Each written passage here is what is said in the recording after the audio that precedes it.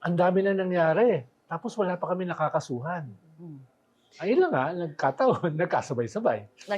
Sabay-sabay in a lot of fields, human trafficking kay Mike Defensor, plunder dun sa campaign contribution Marcoleta. from Marcoleta and Defensor. And Defensor and Viray, Tapos yung dalawa. yung flood control projects, parang Yung From all sides. if I were to be malicious, I'd say that that's a marvelous confluence of events. hindi ka malicious, ako malicious. No? I agree. Yeah. And I'm right in the middle of the malicious and not malicious. I agree with Ed, the timing is bizarre. I mean, to be fair, no, sinabi naman ni Boying na coming soon, Martin Romualdez and Cheese Escudero, right? But it begs the question, sa dami-daming sangkot sa flood control, ang talagang lahat, no, kasama doon sa kaguluhan. At sa majority. Correct, Oo, di ba? kung magkakalagasan, kung magkakaroon ng pressure, no, from, you know, Kinaman mo nga root sa majority. Oo. Lahat yun may kaso. Oo, diba? Yun na nga And these cases were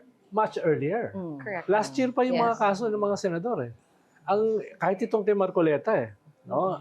Medyo a year ago pa yan eh. Medyo lakman lang, na-rehash lang, dahil nga namatay yung kanyang kaso sa Comelec, nabuhay naman yung kanyang plunder. Hindi niya akalain With siguro the same yung mangyayari. testimony, di ba? Oo. Pero most of these cases, last year pa yun nangyari. At binabanatan na yung gobyerno, ba't ang tagal? Ang problema, ayun nga, sabi nyo, nagkasabay-sabay. And what to make of these people naman na nasa sentro naman ng Senate Blue Ribbon Committee?